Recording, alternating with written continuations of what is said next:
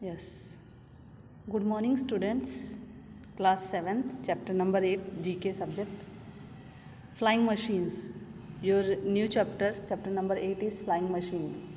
All of you may know that what are the flying machines we call, चाहे आपका helicopter हो, aeroplane हो, flying jets हों, जो भी आपकी हवा में उड़ने वाले जो भी इक्विपमेंट्स हैं उनको आप जो है फ्लाइंग मशीन कहते हो. रॉकेट है, स्पेस रिसर्च के लिए हैं, स्पेसशिप्स हैं, तो वो सारे के सारे आपके फ्लाइंग मशीन में काउंट होते हैं. रही बात आप जो है यहाँ पे एयरक्राफ्ट के बारे में, जो पैसेंजर ट्रेन्स या आपकी इंटरनेशनल जो है कार्गो शिप प्लेन्स होती हैं उनके बारे में. साइंस एंड टेक्नोलॉजी से आपका ये चैप्टर है. इससे पहले कि हम लोग चैप्टर की तरफ बढ़ें, सबसे पहले देखते हैं स्नूपी क्या कहता है. The famous artist Leonardo da Vinci draw sketches of various flying machines in 1490. आपके जो प्रसिद्ध चित्रकार हैं लियोनार्डो दा विंची, उन्होंने 1490 में 1490 में एक स्केच बनाया था फ्लाइंग मशीन का. Drew sketches of various flying machine, sorry एक नहीं कई सारे स्केचेस बनाए थे फ्लाइंग मशीन के. और उसके बाद जो है ये फ्लाइंग जेट्स की या फ्लाइंग मशीन्स की संकल्पना जो है आई है. Man has always been fascinated with the birds flying in the sky and has imagined himself soaring high up with them, sailing among the fluffy clouds. Today his dream has come true.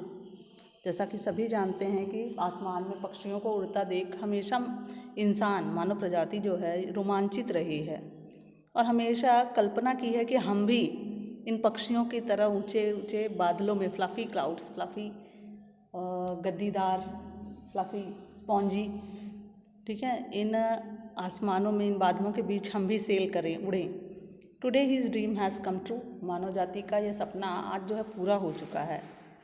तो आपका जो इस chapter का part A है exercise का, वो है here are some first in flying. First in flying यानी ये फ्लाइंग की या फ्लाइंग मशीन्स की दुनिया में जो कुछ भी पहला हुआ वो 5 चीज़ें हैं. आपको यहाँ पे fill the blanks by choosing the right words. Words तो दिए हुए हैं but that are not true, that are not correct. तो you should have to choose the right one and fill up the blanks. First is the first machine to carry a human into the air was. पहली machine जो इंसान को हवा में लेके गई वो कौन सी थी. यहाँ पे ग्लिडर लिखा हुआ है, ग्लिडर इसका सही ऑप्शन नहीं है. पहली वो मशीन थी hot air balloon. Hot air balloon आप लोगों ने देखा होगा, हवा में जो उड़ता है, पैराशूट जैसा दिखता है but that is not parachute. Hot air balloon जो इंसान को ज़मीन से उठा के ऊपर ले जाता है, पैराशूट नीचे उतरने में, लैंड करने में मदद करता है, ठीक है. The first aircraft with wings was glider, ठीक है. आपका पंखों के साथ उड़ने वाला सबसे पहला मशीन जो था वो है ग्लिडर था, glider. Third, the first powered aircraft was developed and designed by Wright brothers. सबसे पहली जो मशीन थी, एयरक्राफ्ट थी, वो डिज़ाइन की गई थी और डेवलप की गई थी, बनाई गई थी राइट ब्रदर्स के द्वारा. राइट ब्रदर्स की टीम ने जो है इसको डिज़ाइन और पहली एयरक्राफ्ट को डिज़ाइन किया था और बनाया था, डेवलप किया था. चौथा है the Virgin Atlantic Boeing 747 was the first commercial jet to fly on. देखिए मैंने पहले भी आपको बताया कि डोमेस्टिक पैसेंजर प्लेन्स अलग हैं, कार्गो प्लेन्स अलग हैं और ये कमर्शियल प्लेन है जिसकी बात हम कर रहे हैं. तो Virgin Atlantic Boeing 747 was the first commercial jet to fly on biofuel. Biofuel पे चला था सबसे पहला एयरक्राफ्ट था ये, ठीक है, कमर्शियल एयरक्राफ्ट जेट. फिफ्थ है the first successful airship was built in the year 1852. सबसे पहली एयरशिप जो है बनी थी, जो हवाई जहाज़, वो 1852 में बनी थी. नाउ अभी आपका सेकंड जो है बी, ये आपको सिर्फ पार्ट्स गिनाएगा, जो आपके एयरप्लेन में जो पार्ट्स होते हैं. इनफैक्ट कुछ लोग प्लेन में बैठे होंगे, जो नहीं बैठे हैं वो भी, उनके लिए एक जानकारी है, पहले से ही जानते रहें कि किसको हम कॉकपिट कहते हैं, किसको हम कार्गो कहते हैं, क्या स्पॉइलर होता है, क्या एंटीना होता है, ठीक है. पहला है the dash keeps the aircraft stable. What. Aircraft को हवा में स्टेबल, स्थिर बनाए रखने का कार्य ये हिस्सा करता है एरोप्लेन का, that is tail fin. What is tail fin? You can see here. Okay, yes, this is tail fin.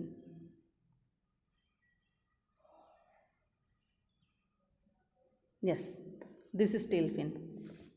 You could see her. Now second, the two wings help keep the aircraft in air. हवा में बनाए रखने का काम दो जो wings हैं वो करती हैं. विंग्स यानी इसके दोनों पंख. ठीक है, इसको आप यहाँ देख सकते हो, ये हैं wings. Okay, next, the dash engine help in flying. ये इंजन जो है उड़ने में मदद करता है एयरक्राफ्ट की.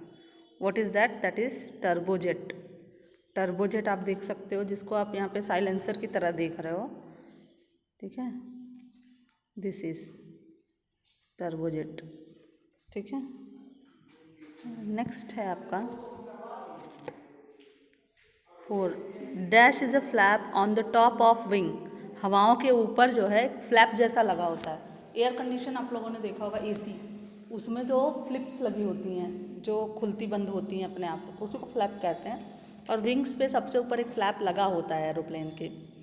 ठीक है, तो flap on the top of wing and opens immediately after landing and help. Land करने के बाद जो है इमीडिएटली ये जो फ्लैप्स हैं वो खुल जाते हैं. And help the aircraft to slow down. और क्योंकि लैंड करना है इसलिए हवाओं को एरोप्लेन को जो है वो स्लो होना होता है, तो उसको स्लो होने में, स्पीड कम करने में ये फ्लैप्स जो है मदद करते हैं. ठीक है, तो इन फ्लैप्स को क्या कहा जाता है? That is spoiler. ठीक है, स्पॉइलर. ये फ्लैप्स देखिए, आप देख सकते हो यहाँ बने हैं ये फ्लैप, देख रहे हो, खुलते बंद होते हैं ये फ्लैप्स. ठीक, okay. The antenna receives and transmits. Of course antenna का काम आप हमेशा जानते हो, हर जगह अगर एंटीना कहीं भी है तो उसका काम होता है इन्फॉर्मेशन को सप्लाई करना और रिसीव करना. अच्छा, इसका एंटीना है कहाँ? ये देखिए, बिल्कुल ये रहा एंटीना, देख रहे हो?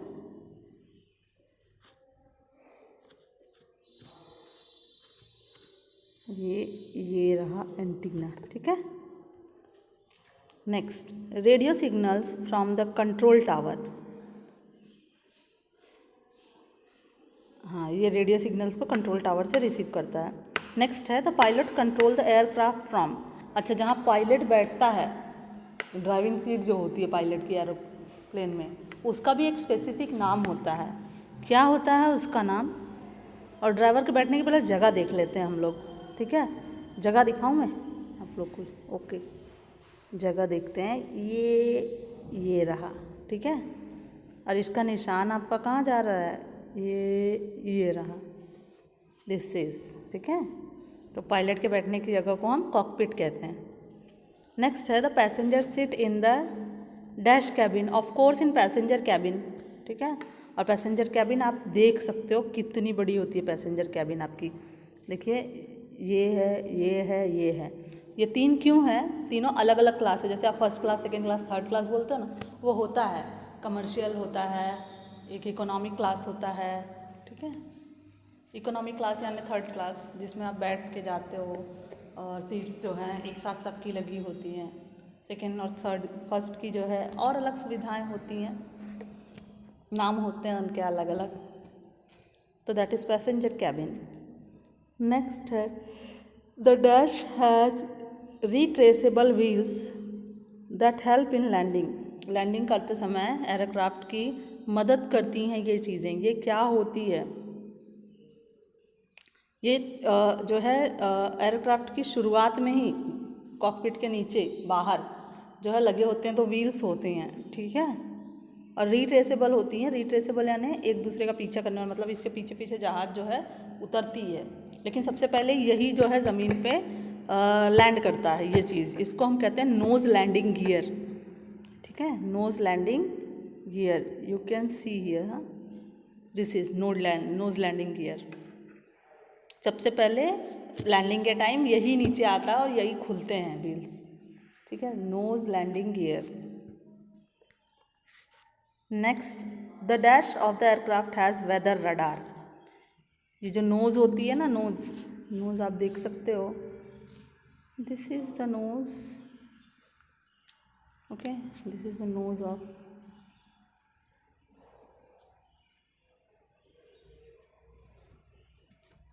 Nose of aircraft, okay.